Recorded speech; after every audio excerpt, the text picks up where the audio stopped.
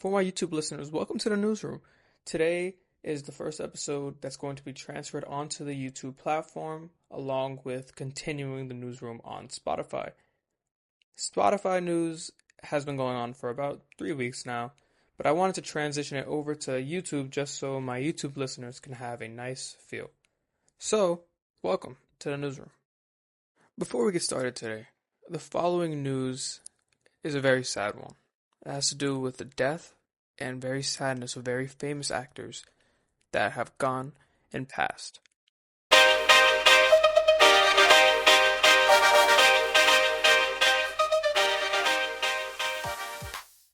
Hey guys, welcome back to the newsroom, where we cover all the news from pop culture of this week, month, and sometimes even the year, because I got a lot to catch up on. So today, we are focusing on some very important news. Some sad news, some might say. Well, not some, it is very sad. Because starting off today, the Filipino voice actor for Goku and Usopp, Jeff Utanes, has sadly passed away. Personally, I don't listen to the Filipino versions of anime, but it's still a very sad thing to cover because One Piece and Goku and like Dragon Ball were really the foundation of animes that I watch. If you guys listen to the Mythcast, you know that with One Piece, I like One Piece, but I have never got past maybe Alabasta. I'm still working on that, don't worry. Well, with Dragon Ball was a different thing. It's something that was very off and on. But he was also the voice actor for, I believe, the main character in Dandadan, which was a really good show that I did watch. So, I would like to pay tribute to him in this episode, as well as the other people who have sadly passed away. Because in that note, there's also another very important person in pop culture who has sadly passed away this week, in Rob Reiner. He was a very influential director in pop culture, and sadly he and his wife were found stabbed in their apartment. Police say that it was a double homicide, maybe a break-in, but multiple sources that are close to the family are saying that their son Nick Rainer might be the culprit. I don't know about that one. Personally, I don't know much. I watch some of his movies, but the actual like Nick Rainer, I don't know too much about to say that he is the one who did it. I'm not trying to spread misinformation here. Newsroom is just the facts, I would only ever give my opinion to movies and stuff. But in this case, it is a very sad thing to cover. With so many people passing this week, it's crazy. And a lot of them have to do with like One Piece and anime, and their voice actors from other countries. There was a few other people that I couldn't cover today because I didn't want to make it all sad. But I picked what I thought were the two biggest ones. But that's not saying that the other people's deaths were not important or inadequate. Because I will give them tribute at the end of the episode. It's just it's sad. So I want to pay tribute to the ones who have passed away this week, and I hope that they are living forever on in the afterlife with God, and that they hopefully live eternity in peace. Just to lighten the mood a bit, and to continue on the topic of One Piece, the One Piece Season 2 trailer fully dropped this week. I think it was actually earlier today, or at least that's when I saw it. And honestly, it was really good. We saw Chopper fully for the first time. I know we saw the teaser in the Netflix Expo, the Dun Dun show.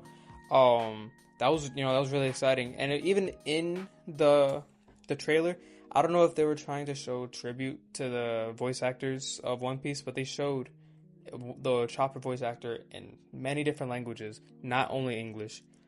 But the trailer seems really good. I'm really excited, especially since Season 3 is already working, and my favorite character in the show, Ace, is going to be in Season 3 in Alabasta. So, that's really exciting. So I can't wait to see where the show's going. Everybody looks amazing. Chopper looks amazing. Everything's looking great. So yeah, that's gonna be spectacular. Keeping on with the trailers, because we have a lot of trailers to cover today. The Street Fighter trailer. It was cool. It reminded me a lot of the Mortal Kombat trailer. Like obviously. Or the Mortal Kombat live action movie, the one that came out in 2021, I believe. That movie itself was alright. But it reminded me a lot like that, and it kind of gets me a little worried because that movie was rushed, and they didn't even have Johnny. They had some other made-up character as the main character, and I don't know about that. I didn't know how I felt about that. But I mean, it looks good. 50 Cent is in it. He's playing a very important role in the movie, as one of the fighters, obviously. So especially he's been doing a lot lately with the documentary and now this. So, back to see 50 Cent back in the limelight. Now to move on to what I think are the more important trailers. These 3 trailers are what I've been most excited for a very long time. The first one of these is the Lanterns trailer, which I sadly could not have covered last week because I just didn't see it, honestly. I was doing so much with the Mythcast that I had missed so much stuff last week. So, with this, is honestly just exciting to see. It was a teaser trailer. And we didn't get to see their suits, which gets me a little worried. I'm kind of scared that we're not going to be able to... It might be like a too realistic show, and I hope they don't go that way, especially since James Gunn is still the head of DC. And even if he wasn't, he was the head of DC when this show was being made, so it would make sense for them to have some type of suits. And I did see some concept art for the suits, and, bro, those were not good. They were too militaristic. It was barely any green. It was like a flight suit with a glowing green logo, which makes sense. It was Hal Jordan. He is a fighter pilot, but I don't know. It didn't seem Green Lantern-y. It seemed very, I don't know, fighter pilot-y. And that's what he is, but that's not what he's a space cop. He is not part of the U.S. military no more. So there's that. It was pretty good. But the biggest news in pop culture in general, I would say, I saw the Doomsday trailer, the Captain America one, in theaters. And when I tell you goosebumps, wow, that trailer was something. It was something. I felt the presence of the movie. And then at the end of the trailer, I'm not going to spoil the teaser trailer. It is just a teaser trailer, so it's not that bad. It's pretty much Captain America's driving his bike, and when he gets home to see Peggy, and it cuts to him picking up a suit and then picking up a baby. Come on, guys. Captain America's had many different children in the comics. I'm kind of hoping it's going to be the new Avengers son. I forgot his name, but with the laser shield, that would be pretty cool. And I hope that it's not the Red Skull version of his son. If you don't know that, it's pretty much he had a son in the 40s. When he passed, the son kept all the powers, like the genetics, and they raised him to be the next Captain America, but he hated it, so he ripped the skin off his face and killed everybody and became Red Skull. So I hope they're not gonna say that there's a new Red Skull and that's gonna be his son. That would suck. But that's pretty much the whole trailer, and then there's a clock at the end, counting down to when the movie comes out. Honestly, it was such an amazing trailer. Honestly, I cannot wait for that movie to come out. And supposedly there's going to be 4 more teasers like that with different Avengers characters that are going to be guaranteed in the movie.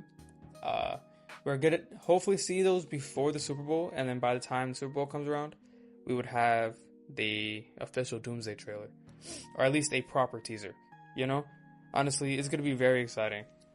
And I saw this while I was watching Avatar: Fire and Ash. Amazing movie, by the way. I would 100% recommend you go watch it. It was, especially if you were going to watch it in 3D with D-Box seats or in 4D. If you get nauseous, I wouldn't recommend it. But if you don't, and you don't get migraines from 3D, I would recommend it highly. I watched it like that, and the experience was just so much more better and just made everything feel more lively. The final topic I want to cover today makes a lot of sense considering, this is the Mythcast. The trailer for the Odyssey. Wow. What a trailer.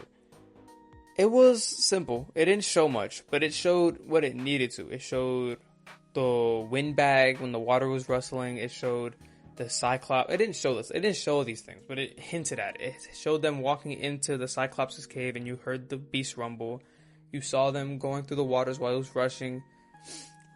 You saw Telemachus. You saw Odysseus. I say Odie because I actually have a pet that I named after Odysseus, and I call him Odie. So, it just kind of rolls off the tongue. But that is one of my most anticipated movies of the year, considering, I'm the storyteller and I love stories. I read the Odyssey, and, I really did like Epic, the musical. If you guys seen that, I would highly recommend it. Jorge Jimenez, the creator and voice actor of Odie, did an amazing job with the music, with the songs. He's actually working on the Ilium version right now from, music and stuff. And I would highly recommend you go watch that. But that's it for the newscast today. I hope to see you guys next time. And always, stay mythic.